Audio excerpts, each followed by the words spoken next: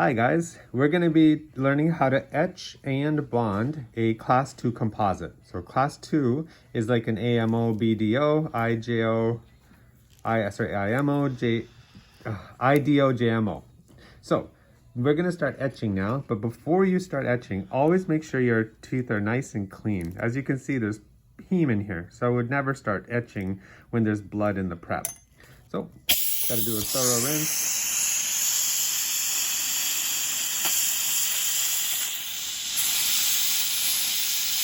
Perfect.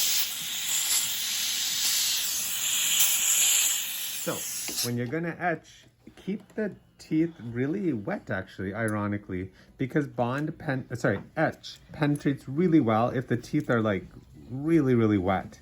So when you rinsed all that heme away, don't dry the tooth. So that's a really cool little tip there. Okay, now I put just the right amount of etch into the prep, but it's not enough. I want to actually etch the entire occlusal table. So what is an occlusal table? It's the line that you draw around, I'll show you on this lower molar, around from cusp tip to cusp tip in a circle. That's called the occlusal table. So bond and then filling can actually end up going beyond just the prep. So always make sure you take a moment to etch the entire occlusal table like I just did. And notice how I'm agitating the etch. So I'm not just putting it on and just waiting. I'm actually gonna stir it up.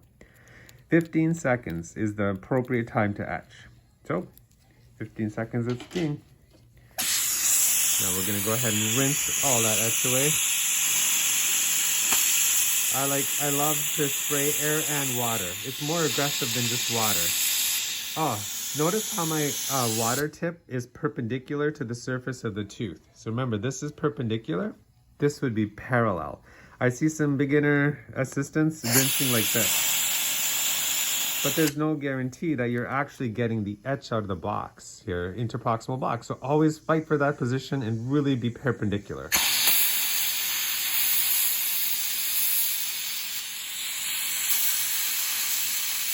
So,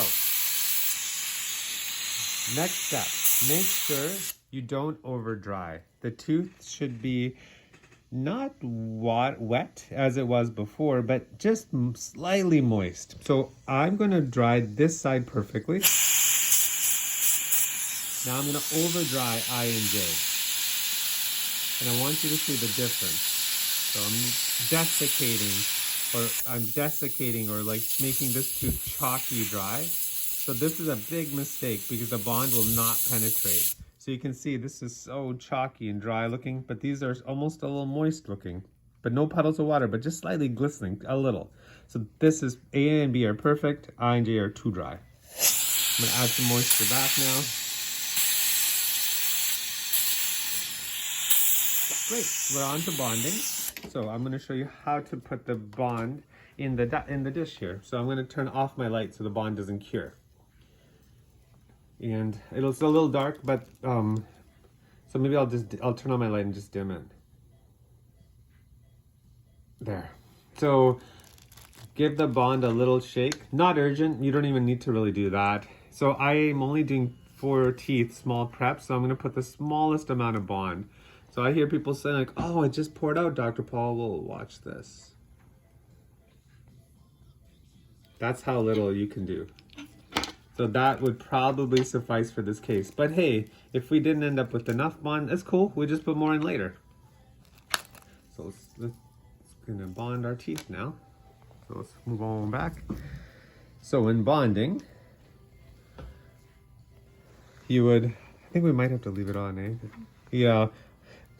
So when bonding, hope you can see this, always make sure you reach all the way into the interproximal box. If your brush is too big and the prep was too small, don't just settle for like, oh, I can't get in there, it should be good enough. That's actually not okay. You have to drop down in brush size or really like force that brush tip in. Oh, I forgot to mention, notice the 90-degree turn on my brush here. That helps. It's much easier than if this was straight. So put a little bend, 90-degree turn in your bond brush. I always love to do 2 coats because I just want to be sure my bond penetrated into that box. There we go. That's better. Now I etched the entire occlusal table, so guess what? bond the occlusal table. So it should take a while to get a really good bond all the way around. I'll check my prep on eye for, there might look there was a bit of heme there possibly, so I gotta check that. Great. Now, air drying. This is an underrated skill. It's so important. So when you're air drying a tooth, don't just like blast air at it, you know? Like, make sure you put gentle air just like that and watch the bond flow around. So that's perfect. Got a little moisture there, so I'm gonna capture that. That's better. But you can see how the bond is being thinned out really nicely. So that's exactly what you want. And I'm gonna air dry here a little. Perfect. So gentle stream of air. So air drying is such a strategic, cautious thing. So to make sure you air dry really well. It blows off the solvent and it thins the bond. And then you'll do your light cure, 1 beep per tooth. So that's it for bonding, guys. So 1 beep.